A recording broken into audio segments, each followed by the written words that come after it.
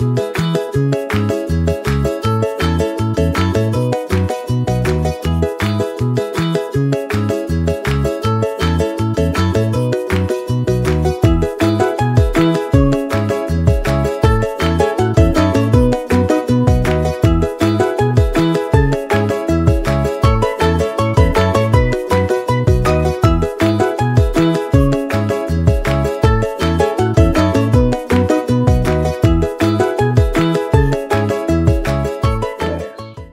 en welkom by Kyk Hoe Kleuter Akademie se heel eerste Kyk Hoe Praat Ons.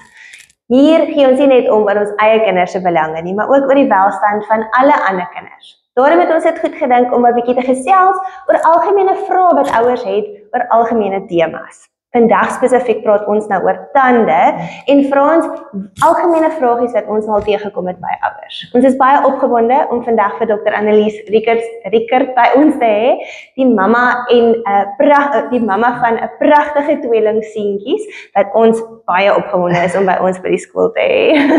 As ook tandarts en mede-eienaar van Tooth Be Told. Annelies, baie welkom. Baie dankie. En so die eerste vragie wat ons het is, hoekom is babatandjies belangrik? Okay. Ons babatandjies is baie belangrik. Eerstens om ons kossies te kan fynmaal tot ons volwasse tandjies kry en dan ook om spasie te hou vir ons volwasse tandjies om hulle reg te begelei in die mondjie in. En dan ook dat maatjies ons nie moet spot wanneer ons vrot tandjies het of tandjies het wat weg is nie en dan ook vir ons gesigsvorming in die toekomsjare in. Dis baie interessant. Jy meestal nie dit weet, so mense dit nie, dis verkou. Nee. Ja, en almal dink ook dit wissel maar net, so dit is nie belangrik nie want nog gaan nie betande kom, maar hulle het definitief hulle doel wat hulle dien en ook ekskuus dan met spraakvorming. Ons spraakvorming is uiters belangrik vir ons tandjies om daar te wees. Okay. Ja. Nou dat jy noem oor wisseling, wanneer begin daai babatandjies nou wissel? Ons eerste tandjies ook as ons babatande begin uitkom enige iets van 6 maande, 9 maande af en dan hou hulle of gewoonlik op tussen 2 en 3 jaar en dan begin ons volwasse tandjies te kry wanneer die kleintjies so gewoonlik tussen 5 en 7 jaar begin hulle voortandjies wissel. Saam met daai voortandjies wat die mammas gewoonlik mis is die agterkiestande wat deurkom. So dit gebeur sonder dat tandjies wissel. En dan stop ons eers bietjie en dan begin hulle weer tussen 9 en 11 jaar hulle kiestandjies die res van hulle deur te kry. Okay. Nou wanneer moet mens begin bekommerd raak as jy nou dink daai babatande kom nie uit nie? Rede hoekom ek vra is ons ouetjie se tande het verskriklik lank gevat en toe het ons so al begin spot tussen mekaar van hy gaan met valstande sit. So wanneer moet mens regtig bekommerd raak want ons het gehoor dat dit wel gebeur. Yes. So enigiets, ek sal sê van 8 jaar af, 7, 8 jaar af, as daar nog geen tekens is van wissel nie. So as die volwasse tandjies nog nie begin losraak nie, dan is dit 'n goeie idee om te laat loer na dit. As jy jou kind vroegtydig na tandarts toe vat, ook vir algemene ondersoekies, sal die tandarts dit in elk geval hulle behoort dit op te tel.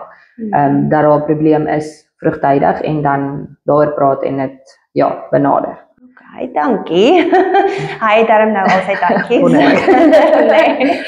Ons sê baba vals dan net te maak. Nee, dit sal sukkel, nee. Dan nou sommer ook weet, hoe moet mense hulle help om dit skoon te maak en moet ons help om dit skoon te maak? Ja, verseker.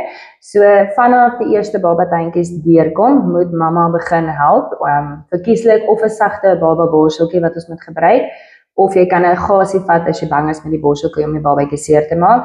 En dan tot hulle omtrent sê 10, 11 jaar is. So ek sê altyd as hulle kan sit en 'n volledige prentjie kan teken, so daai konsentrasiespan is daar, dan kan jy hulle begin los om dit self te doen. So as jy jou tandjies vat, hulle het 20 tandjies in hulle mond en dan elke tand het 5 oppervlakte. So hulle het oor die 100 oppervlakkies wat hulle moet skoonmaak. Yes. Sure. So hulle handdexteriteit en konsentrasie is nie daar tot omtrent met daai ouderdom wat hulle self kan los nie. My goodness. Yes.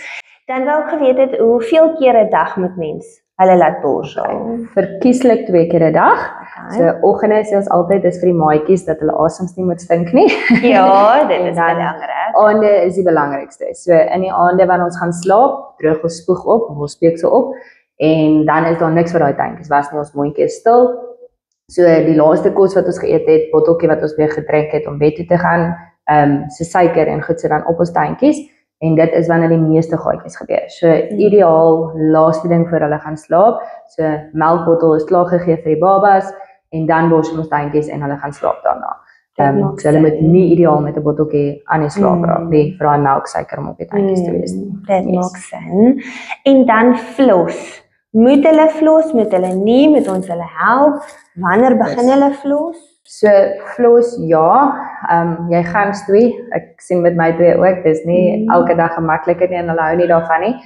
Maar as mens sê so 2 tot 3 keer 'n week, net ideaal of as jy nou weet hulle is bietjie ouer en hulle het 'n vleisie geëet wat moontlik tussen die tandjies in kon gegaan het. Ek verkies die toutjie floss wat aan die stokkies is. So as jy letterlik net tussenin kan in en uit gaan, dis nie nodig vir 'n heen en weer want dit maak hulle seer. So net tussen daai kontakareaatjie kan skoonmaak met dit. Dan is dit meer as genoeg. Dis goeie nie. En dan hulle kan self ook begin oefen. Hulle is nogal verskriklik baie gou oulik met dit. So my twee is nou 3 jaar oud en hulle vat sommer self 'n stokkie en gaan in en uit. So mens onderskat hulle partykeer. Mens doen dit. Maar so ek wil amper sê so ek het gevra wanneer sodra daai tandjies in kontak met mekaar is vir al die agtertande, kan mens maar begin met 'n flossie. Vir hulle. En dan, wanneer begin mens nou met hulle na 'n tandarts te beweeg? Wanneer is 'n goeie tyd of wat se ouderdom sal jy voorstel? Dis moeilik om te sê, dit hang af van elke kind, maar tussen 3 en 5 jaar. So as ek 'n volledige verstaanbare, nie volledig nie, maar verstaanbare gesprek met op kan voer. So party kleintjies kom eers daar rondom 4 jaar oud, maar party is al daar op 3 jaar oud. So as hulle kan verstaan, as ek vir hulle sê, verstaan, jy gaan nie seer kry nie, kom ry op die vliegtuig en jy kan daai verstaanbare gesprek met hulle hê, dan kan hulle maar begin kom. So vroeër hoe beter op, dan leer hulle dis nie 'n aaklige plek nie, waar slegte goed altyd gebeur nie. En ons kan lekker met hulle speel en hulle die magic tandeborsel en tandepasta en alles wys. So, julle praktyk is baie kindervriendelik. Ek is besonder lief vir my kinders. Nee. Hulle is spesiaal. Mens moet mooi na hulle kyk. Dit is waar. En dan as mens hulle sonder 'n vrees vir dit kan groot maak en goedjies vroegtydig kan optel voor dit gebeur, dan help dit net. Dankie so baie dat jy by ons kom kuier het vandag. Ek het regtig so baie geleer. Mense dink jy weet van tande as jy kan tandeborsel en floss, maar daar's soveel meer wat belangrik is. En as ons as ouers ingelig is, dan kan ons kinders baie beter help. So baie dankie dat jy ons kom. Dankie vir die voorreg dat julle my genooi het. Ek waardeer dit verskriklik en dit help ook as mens daai bietjie education daar kan uitkry, wat almal nie weet nie. Dit is so, Baie dankie dat julle kom kyk het vandag. Ons sien uit daarna om volgende episodes ook met julle te hê en te deel.